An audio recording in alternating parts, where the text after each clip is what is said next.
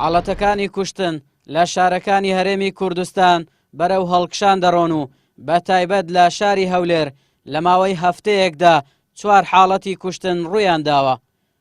بۆ کەمکردنەوەی ئەو ڕووداوانەش پۆلیسی هەولێر هەڵمەتێکی بۆ دەست بە سەرداگرتنی چەک و دەستگیرکردنی ئەو کەسانە دەست پێ کردووە.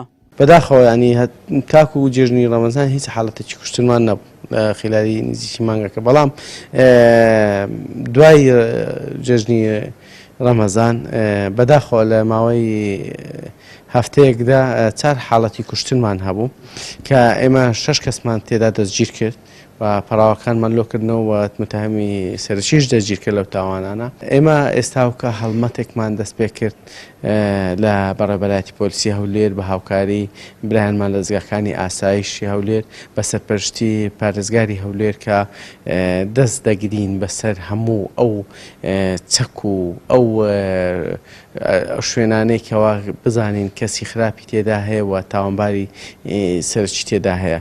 باوکی کوژراوێکیش کاتێک لە هەفتەی ڕابردوودا کوڕەکەی لە بەرچاوی خۆی و خێزانەکەی لە بەردەم ماڵەکەیدا لەلایەن کەسێک دەکوژرێت داوا دەکات چەک بەدەستان تەسلیمی دادگا بکرێن و بە سزای خۆیان بگەن. داوا لە حکوومەتی هەرێمی کوردستان دەکەم و نێرکانەسیر و قوبات و ئەو عزمانە کە دیاردەی چەکی نەمین. ئەندامێکی ئەنجومەنی پارێزگای هەولێریش دەڵێت ئەوانەی مۆڵەتی چەک هەڵگرتنیان پێدراوە لە شوێنە گشتیەکان بەکاری دێنن کە ئەوەش ڕێگە پێنەدراوە. دەشڵێت پێویستە هەموو کەسێک ملکەتی یاسا بێت، چاوپۆشیش لە کەسانی دەستڕۆشتوو نەکرێت. دەبێ هەمومان بەرامبەر بە یاسا یەکسان و ملکەز بین، چونکە ناکرێ بەڕاستی کەسانێکی دەستڕۆیشت و حیزبی مەسئولین کۆمەڵێک خەڵک بە ناوی پاسەوان و کۆمەڵێک خەڵک بە ناوی دەرگەوان و کۆمەڵی خەڵک بە ناوی خزم و کەسیە کۆمەڵێک چەکی پێ منی ئاسایی نەتوانم چەک هەڵگرم کاتێک کە ڕوبەڕووی هەر کێشە مەشاکلێک دەمەوە ئەو بە چەک ڕوبەڕوومە بێتەوە. ئەگەر ئێمە هەر هەمومان یەکسان بووین بەرامبەر بە یاسا چەک بۆ هەمومان نەبێتن،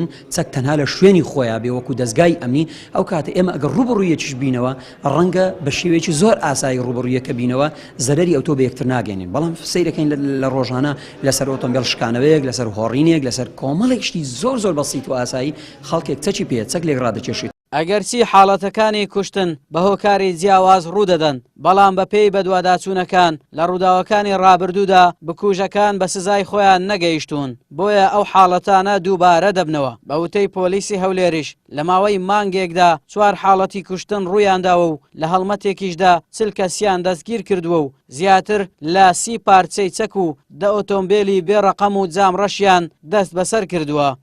ئاراس عەزیز، کەناڵی پێام، هەولێر.